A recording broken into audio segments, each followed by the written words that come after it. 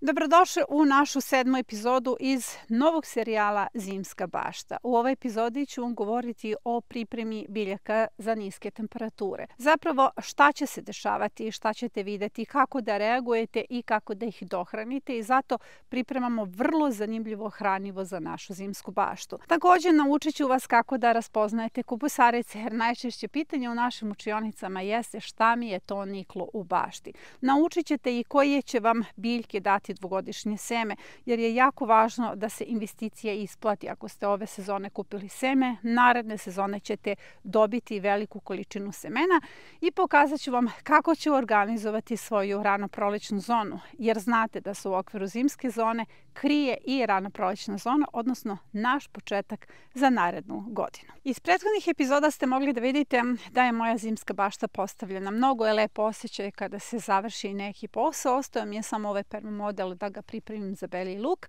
Prošli put sam vam objasnila da tu imam neke sadnice i zbog toga to još uvek nije uslojeno za beli luk. Ali generalno ja sam svoj posao u bašti završila. Najvažnije je da znate da kulture koje ubacujemo u zimsku baštu jesu otporne na minuse. Da bi bile potpuno otporne na minuse, potrebno je da se ispoštuje rok za setvu i sadnju. Taj rok za presadnju naših sadnica se proteže od 15. jula pa tu negde do 15. oktobra, ali bi bilo poželjno da se završi zapravo do kraja septembra. Pa recimo da sam ja u roku presadila svoje biljke i da one sada imaju dovoljno vremena da razviju jak i čvrst koren. Upravo od tog korena zavisi kako će biljke da podnose niske temperature. Pa tako sve ove biljke koje su na vreme posađene itekako dobro podnose ekstreme i dolaze na plodonošenje na vreme, jer berba u zimskoj bašti počinje od 1. novembra. Zapravo ja sam je već počela kada su u pitanju salate, ali zvanično berba zimskih kultura počinje tada i tada počinjemo da trošimo tu svoju policu punu hrane, jer nama je zimska bašta zapravo polica puna hrane. Ono što je ovdje vrlo zanimljivo jesu reakcije biljaka na niske temperature, jer bez obzira što su ovo otporne kulture, one će reagovati na niske temperature. Pa recimo biljke se sakupe kada je niska temperatura, na neki način se odbrane, jer biljke se brane od svih promjena na svom mestu, tako što se šire, tako što se sakupljaju, tako što obore svoje lišće kada su visoke temperature. To su sve njihovi sistemi odbrane. Tako da kada se desi da padne sneg ili eventualno su mrazica, nemojte da vas brine to što će vaše biljke da padnu, da se pokupe, eventualno čak i da odbace neki višak listova koji njima smeta da opstanu na takvim temperaturama, ali one će opstati. Ako ste ispoštovali sve rokove, vaše biljke će izdržati ekstreme i one će vas hraniti tokom čitave godine. Najvažnije je ovdje da ih pripremimo na niske temperature. Dobro su uhranjeni permamodeli, to je jedan osnov za pripremu, ali ono što nam je još potrebno jeste dohrana tih biljaka u određenoj fazi pre nego što imamo one niske temperature kao što je recimo 5 stepena u toku dana. Zbog toga pravimo jedno vrlo zanimljivo hranivo. Da biste uopšte razumeli o čemu se radi, možete da vidite šta znači sadnja u roku i na vreme. S obzirom da sam vaš edukator i da vas učim kako je potrebno da postavite zimsku baštu, podrazumeva se da će moja zimska bašta da bude i postavljena na vreme i u roku. Dakle, ja sam 1. oktobra završila setvu i presadnju i čeka se samo ozima sadnja belog luka i da se Svetko probudi jer on izabrao upravo ta mesta za beli luk za svoje spavanje. Uglavnom, najvažnije je da znate da ako ste ispoštovali rokove, vaše biljke su potpuno otporne. Biljke koje su velike, kao što je recimo ova raštika, one su apsolutno otporne na bilo kakvu suvu mrazicu ili sneg. Malo su osjetljivije ove biljke koje sam posljednje ubacivala, upravo zbog ovako manjih biljaka, koje su osjetljivije i koje možda neće razviti jak koren, potrebno mi je jedno zanimljivo hranivo. I to hranivo radimo upravo sada. Ono što je dodatno potrebno da znate o samim biljkama jeste da one rastu gotovo do kraja novembra. Ja sam mislila da ranije odlaze na spavanje, ali ne, one intenzivno rastu. I ono što je ovdje ključno, rastu i pod snegom. Dakle, biljke rastu pod snegom. I na suvomrazici rastu, ali da bi rasle na suvomrazici, potrebno je da im damo određena hraniva, a iz prethodnih godina i prethodnih serijala Zimske bašte znate da je to hranivo vezano za kalijum. Dakle, sada u bašti tražimo resurse za kalijum. I ja sam nekada mislila da biljke prestaju da rastu kada su niske temperature, jer to je onaj proces hibernacije. Zapravo, priroda spava, sve spava, biljke u bašti spavaju, ali u permamodelima i nije baš tako. Biljke nastavljaju da rastu.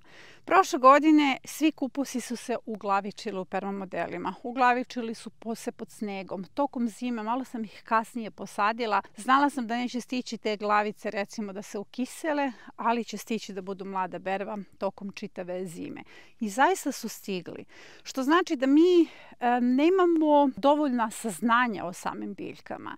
Biljke hrani i magla, i mraz, i sneg. Dakle, one se hrane i rastu tokom godine. Ali ono što sam prethodno odradila kada je u pitanju Zimska bašta jeste da su permamodeli jako dobro nahranjeni. Dakle, te biljke imaju puno hrane, jak život, jer od života u predalu korena zavisi kako će biljke da rastu, jer biljke mogu da rastu jedino ako permamodeli vrve od života. Također, svi smo dobili instrukciju prošle godine da dobro nahranimo naše biljke, tako da su preko zime nastavile da rastu. Dakle, sada je važno da napravimo hranivo, jednu vrstu đubriva kojim ćemo zalivati naše biljke u određenim fazama i naravno to je bitno odraditi pre prvih minusa i na taj način će naše biljke biti spremne na niske temperature. Odnosno mi bukvalno sada pojačavamo otpornost biljaka na niske temperature. Hranivo se vrlo jednostavno priprema. Ja koristim ovako jedno veliko bure jer mi treba puno te hrane. Pre svega jeste veliko razblaženje, ali je velika bašta, zato što je ove sezone Zimska bašta na 200 kvadrata. Dakle, to bure moram da smestim negde u bašti, ne mogu da ga nosim i nema nikakvog smisla da ja nosim to hranivo sa drugog dela imanja do svoje bašte. Dakle, da bih to odradila, ja moram da koristim poklopac. Zapravo, kada se radi fermentacija, jer ovo će biti fermentacija đubriva, bitno je da se postavi preko mreža. Mreža se postavlja da bi kiseonik prolazio, jer može doći do vrenja i da insekti ne bi upadali unutra. Ja ne mogu da stavim mrežu, jer će ovo bure biti vani. Ako stavim mrežu, preko mreže će padati kiša i na taj način ja nisam dobila ništa, dobila sam neko razvodnjeno đubrivo i zato ću upotrebiti poklopac. Da bih mogla uopšte da koristim poklopac, jer ga ne smete zatvarati dok se ne završi vrenje, ja sam ovo pripremila, izbušila sam poklopac i stavila ovako jednu malu cevčicu i to će biti sasvim dovoljno da kada se ovo dobro poklopi ima dotok kiseonika, odnosno da jednostavno vazduh može da cirkuliše. Da bismo napravili ovo đubrivo, potreban nam je resurs za kalijum. I sada ću zamoliti editore da vam okače tabelu resursa za kalijum. Što se mene tiče, u bašti imam puno gaveza. Svakako mora da se ošiša, oreže i ja ću upotrebiti gavez. Prava receptura vam je, odnosno jedna klasična receptura, kilogram biljne mase na 10 litara vode, a ja ću bukvalno pola te lisne mase da stavim ovo bure i da bure nalijem do vrha. Prava receptura je sledeća. Na kilogram biljne mase 10 litara vode fermentacija traje 10 do 15 dana i nakon toga se koristi razloženo 1:10 sa vodom. Svi vi koji pravite tekuća biljna đubriva već to znate, ali imamo problem sada. Problem su te niske temperature. A niske temperature nam prosto ne obezbeđuju uslove za brzu fermentaciju. Da bi se ubrzala fermentacija, ja ću dodati ovome kvasac i šećer. Dakle, na kilogram biljne mase stavite 10 litara vode. Da biste ubrzali fermentaciju, dodat ćete 50 grama kvasca i 300 grama šećera. Tada će se fermentacija nesmetano odvijati bez obzira na niske temperature. Nakon toga se ovo đubrivo koristi razblaženo 1:10 sa vodom. Kada je vaše đubrivo po originalnoj recepturi za 10 litara završilo fermentaciju, dodajte još 3 lopatice pepela, dobro promešajte i đubrivo je spremno za upotrebu. Ne zaboravite, đubrivo se stavlja pre niskih temperatura. Prva upotreba 1. novembra, druga upotreba 10. novembra, treća upotreba 18. novembra i s tim ste završili. Po ovom redosledu 18. novembra završava se bilo kakva aktivnost u zimskoj bašti. Možete da pokupite i vaše creva jer se zimska bašta ne zaljiva. Zimsku baštu hrani magla, sneg, mraz i povremena kiša. Hajde sada da naučite da razlikujete kupusarice. Ovo je raštan, odnosno konkretno dobila sam je kao hercegovačku raštiku. Nemojte da me hvatate odmah za sortu, zato što Hercegovci najbolje znaju kako izgleda njihova raštika. Dakle, raštika ima jako velike listove. Ako imate takvu kupusaricu koja ima ogromne listove i počinje malo da se savija unutra, liči na kupus, ali kupus svakako ne može imati ovakve listove, to vam je raštika. Njoj se beru listovi, ona nikada neće napraviti glavicu u sredini. Za razliku od raštike, kupus je nizak, ima svetliju boju, deblje listove, drugačije mreže na listovima i naravno u sredini se formira glavica. Kupus nikada neće imati tako ogromne listove kao raštika, iako ih često mešate. Često mešate brokulu i karfiol. Pa evo, ovo jeste brokula. U centralnoj zoni će formirati svoj cvet koji se jede, ali pogledajte kako izgledaju njeni listovi.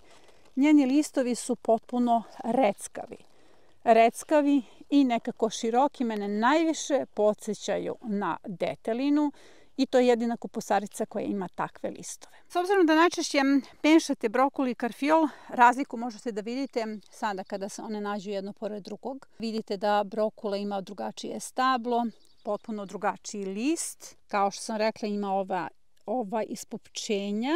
Za razliku od lista karfiola koji je nekako duguljasti, kao više liči na sablju, centralno obe kupusarice rade svoje plodove, ali tek kada ih vidite ovako zajedno, možete da vidite da se razlikuju čak i boje njihovih listova. Ovo je prokelj i na početku svog rasta liči i na raštiku i na kupus. I najčešće ih mešate zato što on počinje da se uvrće u sredini i tako vam izgleda kao da će se tu visoko formirati kupus. Čak i njegovi listovi su jako obli i liče na listove kupusa. Evo odmah pored možete da vidite list kupusa i list prokelja, tako da su jako slični, ali razlika je u sledećem. Prokelj odmah kreće sa rastom u visinu jer njegovi plodovi se formiraju ovde. Za razliku od kupusa, evo kupus je pored prokelja, on ostaje jako nisko, prema tome to vam je najznačajnija razlika. Kelj ćete uvek prepoznati po ovakvim zanimljivim listovima, to vam je onako crinkle list. Za razliku od njega postoje lisnati keljevi, njih ima jako mnogo i savjetujem da uvek saznate o kojoj se sorti radi, jer će vam se lako pomešati u bašti. Ovo je jedna vrsta lisnatog kelja, ali i ovo, takođe ovo, ali i ovo. Zato vam savjetujem, kada je u pitanju lisnati kelj, obavezno upišite sortu jer ćete ga pomešati sa mnogobrojnim salatama u bašti. I ostala nam je još keleraba. Keleraba ima potpuno drugačije listove od svih kupusarica. Nju možete da prepoznate i onda kada je mala zato što ima ovako reckavo lišće. Tačno vidite da se radi o potpuno drugačijoj kulturi. Ove sezone svi ste uložili dosta novaca u semena, posebno ako ste hteli da upratite sve savete iz serijala Zimska bašta. Tako da i vi imate trenutno puno salata u bašti, naročito kada su u pitanju ove azijske salate. Ja sad moram da vam kažem da svaka kultura u našoj zimskoj bašti će dvogodišnje dati seme. Dakle, o njihovim pozicijama ćemo posebno da pričamo. Možete da se radujete što ste recimo uložili novac u malu kesicu semena, a dobit ćete zaista ogromnu količinu semena koju možete da razmenjujete s baštomanima, naročito ako ste na našoj platformi. Dakle, svaka kultura koja se trenutno nalazi u zimskoj bašti, u koju ste uložili novac, može 100-struko da vam vrati. Pre svega putem plodova, a zatim i putem semena. Sada ću vam još pokazati gde ću organizovati svoju ranoprolećnu zonu. Ranoprolećna zona u sebi ima ugrađene te ozime kulture, odnosno ozimu sadnju, pa u skladu s tim ovdje se nalazi ozimi luk. Ovo će također biti ranoprolećna gredica jer će ovo i ostati na toj gredici, hranit ćemo u rano proleće jer iz zimske zone mi zapravo ne pojedemo sve te kulture, tako da su me zapravo iz zimske zone kulture hranile sve do maja. Nisam imala veliku potrebu za sadnjom u ranoprolećnoj zoni, osim prolećna sadnja crnog luka, naravno dodavala sam grašak, tako da moja ranoprolećna zona će biti ova gredica, ove dve sa belim lukom, jer beli luk je osnov zapravo za ranoprolećnu zonu. Ove dve gredice, jer sve ove salate ulaze u ranoprolećnu zonu, one sada neće stići za berbu. Zatim ova gredica na kojoj se trenutno nalaze azijske salate. Nešto će ostati, nešto će brati, nešto će ostati da procveta, ali ona će ići na nadogradnju i bit će prolećni brzi uzgoj. Na ovoj poziciji se nalaze salate koje će stići za berbu i preko zime, ali i naredne sezone. Dakle, ja tu već imam svoju ranoprolećnu zonu i naravno ove dve pozicije. Ovdje ću saditi beli luk, ovdje ću saditi prolećni crni luk. Na taj način ja sam zaokružila svoju ranoprolećnu zonu i upravo zbog toga na tim pozicijama sam radila kasniju sadnju. To zapravo znači da sam postavkom zimske zone rešila i postavku ranoprolećne zone. Sada ću dati kratko uputstvo za sve vas koji ste kupili naš projekat od 100 kvadrata, gotovo rešenje za kontinent, da postavite svoje 3 gredice, jer to je vaš početak. Vaš početak jesu 3 analize kasno jesenje setve i ozima sadnja belog luka. To su ujedno i vaše ranoprolećne gredice, na njima je urađena smena kultura. Pored toga je potrebno da pripremite još 3 prazna permamodela i vi ste spremni za rad. A kada je u pitanju projekat od 100 kvadrata za kontinent, to gotovo rešenje koje smo izbacili, zapravo je to zonirana bašta. Jako je bitno da se prepustite zonama. Zone su vaš rad u koracima. Jako je važno da kažeš sada smo nešto završili i kada postaviš 6 permamodela, to je gotov zadatak. Dakle, ništa više od toga nije potrebno uraditi. Sve to zapravo objašnjavam u tim vodičima koji idu uz 18 analiza, 15 parcelizacija, sve kalendare, dakle dolaze 4 vodiča gdje vam jasno objašnjavam šta je potrebno da uradite. Ali zapravo je najvažnije od svega da ste vi završili svoju pripremu. Mnogo je lepo što sam ja, pored ozime sadnje, odradila setvu koja će me hraniti preko zime u rano proleće i pritom pripremila se i za rano prolećnu setvu. S obzirom da je ovaj projekat dostupan samo do 5. novembra, a ako ga jednom kupite možete da ga postavljate čitav život zbog rotacije zona, možete link za više informacija da potražite u komentarima ispod ove epizode. I to je sve za današnju epizodu. Podsjećam vas da se pripremite za ozimu sadnju belog luka. Pogledajte prethodnu epizodu 9 fatalnih grešaka koje radite kod sadnje belog luka. Nabavite dobru sortu i naravno ozim sadnja za kontinent počinje 15. oktobra, završava se 10. novembra i nemojte puno da se zabavite, što bi rekli u mom selu. Do naredne epizode vas pozdravljam.